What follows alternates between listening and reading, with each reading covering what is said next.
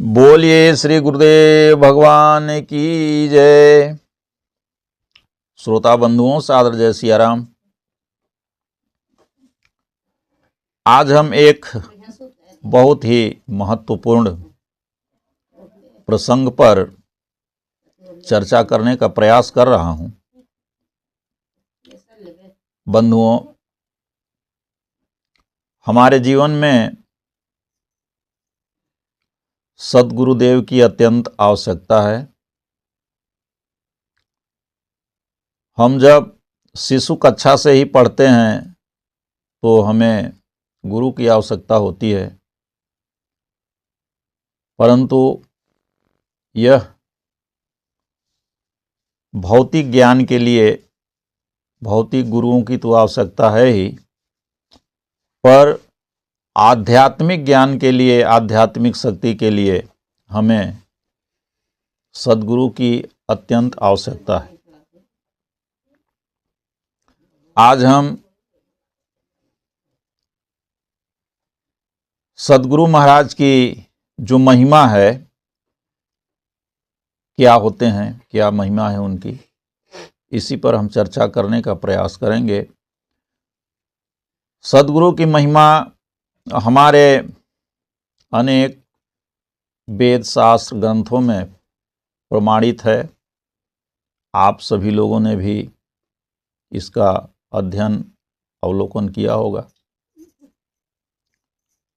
परंतु मैं मुख्य रूप से कुछ ग्रंथों से संकलन किया है। जो पहला ग्रंथ है हमारे श्री रामचरितमानस, और दूसरा ग्रंथ श्रीमद् भागवत महापुराण।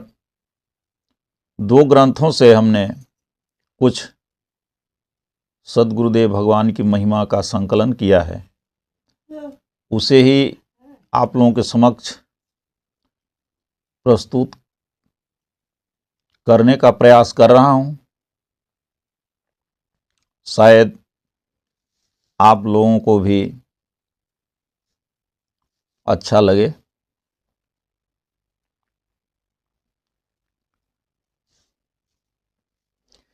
यह तन विष की बेलरी, यह तन विष की बेलरी, गुरु अमृत की खान, शीस दिए सद्गुरु मिले, तो भी सस्ता जान। बोलिए श्री गुरुदेव भगवान की जय। आइए हम प्रथम ग्रंथ श्री रामचरितमानस से कुछ प्रमाण आप लोगों को देने का प्रयास कर रहा हूं। आप सब लोग जानते हैं, कई बार अध्ययन भी किए हैं। श्री गोस्वामी जी के द्वारा बालकांड के सोरठा संख्या 5 पर लिखते हैं गोस्वामी जी, बंदौ गुरुपद कंज, कृपा सिंधु नर रूप हरि, महामोहतम पुंज, जासु बचन रवि कर निकर। कहते हैं, मैं उन गुरु महाराज की चरण कमलों की वंदना करता हूं, जो कृपा के समुद्र और नर रूप में श्री हरि ही हैं, और जिनके वचन महामोह रूपी घने अंधकार के नाश करने के लिए सूर्य के किरणों के समूह हैं। आगे लिखते हैं, बंदौ गुरु पद पदुम परागा, सुरुचि सुबास सरसय अनुरागा, अमीय मोरिमय चूरन चारु, समन सकल भव रुज परिवारु। मैं गुरु महाराज के चरण कमलों की रज की वंदना करता हूं, जो सुंदर स्वाद सुगंध तथा अनुराग रूपी रस से पूर्ण है, वह संजीवनी जड़ी का सुंदर चूर्ण है, जो संपूर्ण भवरोगों के परिवार को नाश करने वाला है। आगे लिखते हैं गोस्वामी जी, श्री गुरु पद नख मणिगण ज्योति, सुमिरत दिव्य दृष्टि ही होती, दलन मोह तम सोस प्रकाशो, बड़े भाग्य उरे आवहि जासु। श्री गुरु महाराज के चरण रज की नखों की ज्योति मणियों के प्रकाश के समान है, जिसके स्मरण करते ही हृदय में दिव्य दृष्टि उत्पन्न हो जाती है। वह प्रकाश अज्ञान रूपी अंधकार का नाश करने वाले हैं। वह जिसके हृदय में आ जाता है उसके बड़े भाग्य हैं। उघरहि बिमल बिलोचन ही के, मिटहि दोष दुख भव रजनी के, सूझहि राम चरित मणिमाणिक, गुपुत प्रगट जहाँ जो जेहि खानिक।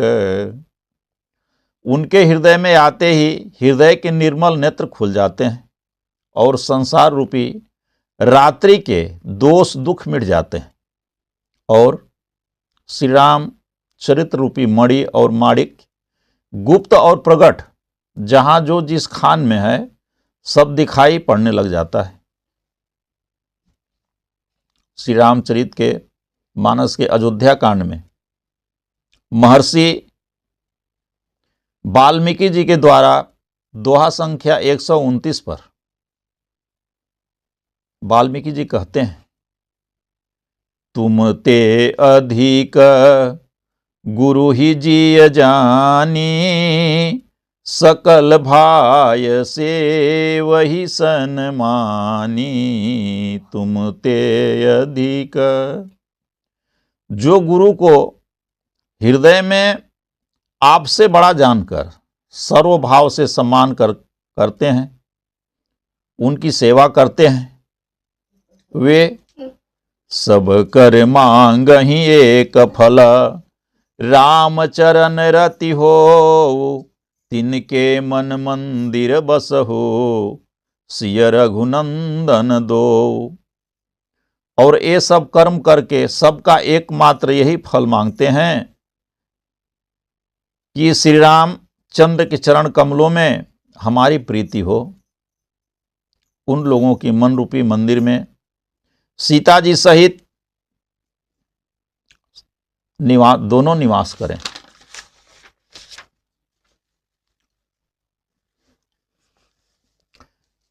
आगे अयोध्या कांड में श्री रामचंद्र जी के द्वारा दोहा संख्या 258 के चौपाई दूसरा और तीसरा पर भगवान श्री राम गुरु के संबंध में, सदगुरु के संबंध में स्वयं कहते हैं, बोले गुरु आयसु अनुकूला, बचन मंजु मृदु मंगल मूला, नाथ सफत पितु चरण दोहाई, भयउ न भुवन भरत यस भाई। श्री रामचंद्र जी गुरु के आज्ञा के अनुकूल मनोहर कोमल और कल्याण के मूल वचन बोले, नाथ आपकी सौगंध और पिताजी की चरणों की दुहाई, मैं सत्य कहता हूँ, विश्व में भरत के समान भाई कोई हुआ ही नहीं। जो गुरु पद अंबुज अनुरागी, ते लोकहूँ बेदहूँ बड़ भागी, राउर जा पर अस अनुरागु को कहि सकहि भरत कर भागु। जो लोग गुरु के चरणों के अनुरागी हैं वे लोक में लौकिक दृष्टि से और वेद में पारमार्थिक दृष्टि से भी बड़भागी होते हैं। फिर जिस पर गुरु का ऐसा स्नेह हो उस भरत के भाग को कौन कह सकता है।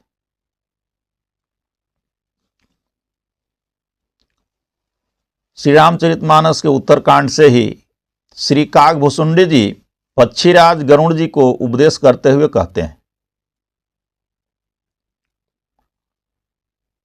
दोहा संख्या 89 पर,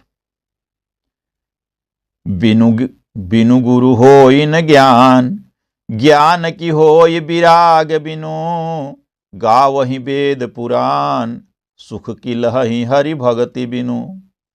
गुरु के बिना कहीं ज्ञान हो सकता है अथवा वैराग के बिना कहीं ज्ञान हो सकता है। इसी तरह वेद और पुराण कहते हैं कि श्री हरि के भक्ति के बिना कहीं सुख नहीं मिल सकता। आगे कहते हैं, गुरु राखई जो कोप विधाता, गुरु रूठे नहीं कोई जग त्राता, गुरु के बचन प्रतीत न जाहि, सपने हूँ सुगमन सुख सिधिताहि।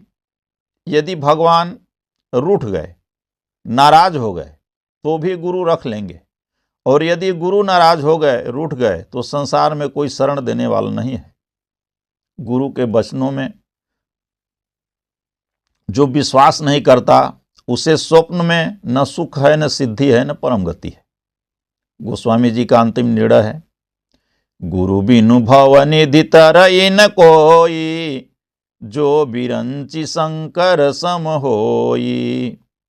गुरु के बिना कोई इस संसार रूपी भवसागर से नहीं पार पा सकता, जो ब्रह्मा व शंकर के समान स्थिति वाला क्यों न हो।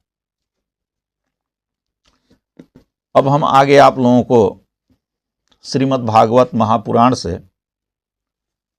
कुछ उदाहरण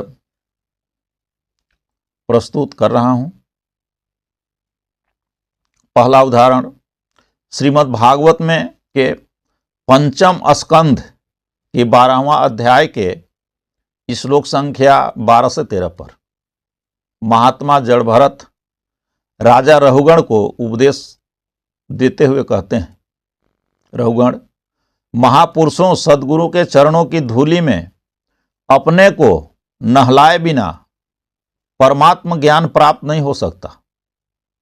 तप, यज्ञ आदि वैदिक कर्म, अन्नदान, अतिथि सेवा, दीन सेवा, गृहस्थोचित धर्मानुष्ठान, वेदा अध्ययन अथवा जल, अग्नि या सूर्य की उपासना आदि किसी भी साधन से मोक्ष की प्राप्ति, आत्मज्ञान नहीं हो सकता। इसका कारण यह है कि महापुरुषों सद्गुरुओं के समाज में सदा श्री हरि के गुणों की चर्चा होती रहती है, जिससे विषय वार्ता पास नहीं आती, और जब भागवत कथा का नित्य प्रतिसेवन किया जाता है तब वह मोक्षकांक्षी पुरुष की शुद्ध बुद्धि को भगवान वासुदेव में लगा देते हैं, अर्थात सद्गुरु ही परमात्मा की प्राप्ति का विधि बताते हैं और साधक के हृदय में मंत्र जागृत कर देते हैं। आगे श्रीमद् भागवत के सप्तम स्कंध के 15वां अध्याय की श्लोक संख्या 24 से 27 पर श्री गुरुदेव की भक्ति के द्वारा इन सभी दोष पर विजय प्राप्त कर सकते हैं। हृदय में ज्ञान का दीपक जला देने वाला सद्गुरु साक्षात भगवान ही है। जो दुर्बुद्धि पुरुष उन्हें मनुष्य मानता है उसका समस्त शास्त्र श्रवण हाथी के स्नान के समान है।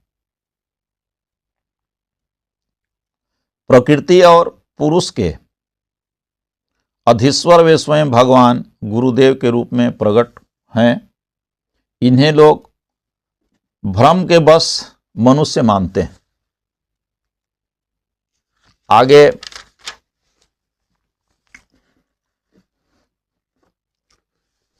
श्रीमद् भागवत के 10वें स्कंध 80 अध्याय की श्लोक संख्या 32 से 34 पर गुरु की महिमा बताते हुए कहते हैं, भगवान श्री कृष्ण अपने मुखारबिंद से उपदेश करते हैं सुदामा जी को। मित्र सुदामा, इस संसार में शरीर का कारण जन्मदाता पिता प्रथम गुरु है। इसके बाद उपनयन संस्कार करके सत्कर्मों की शिक्षा देने वाला दूसरा गुरु है। वह मेरे ही समान पूज्य है, परंतु ज्ञानोपदेश करके परमात्मा को प्राप्त कराने वाला गुरु तो मेरा स्वरूप ही है। वर्ण आश्रमियों के 3 गुरु होते हैं मेरे प्यारे मित्र। गुरु के स्वरूप में स्वयं मैं हूं।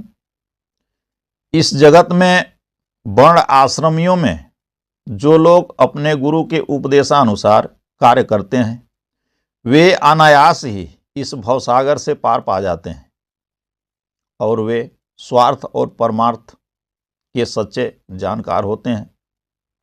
प्रिय मित्र, मैं सबका आत्मा हूं, सबके हृदय में अंतर्यामी रूप से विराजमान हूं और गृहस्थों के धर्म, पंचमा यज्ञ आदि से, ब्रह्मचारियों के धर्म, उपनयन, वेदाध्ययन आदि से, वानप्रस्थियों के धर्म, तपस्या आदि से और सन्यासी के धर्म से भी उतना संतुष्ट नहीं होता जितना गुरुदेव की सेवा से मैं संतुष्ट होता।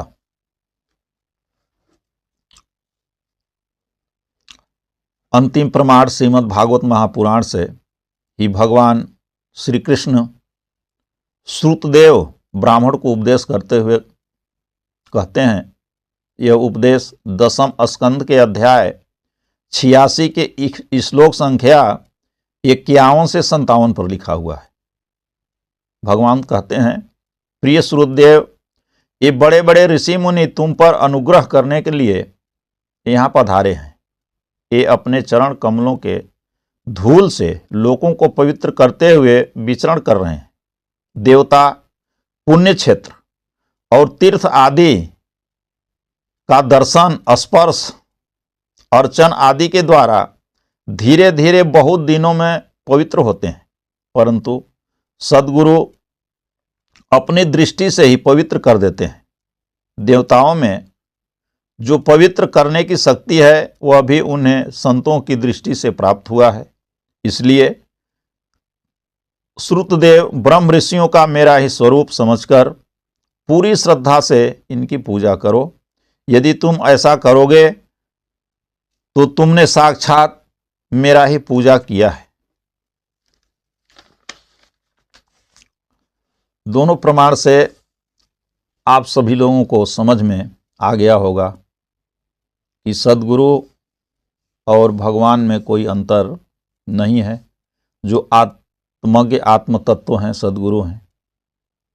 कहने मात्र से तो बहुत गुरु सद्गुरु आज बनकर घूम रहे हैं, परंतु जो आध्यात्मिक गुरु है,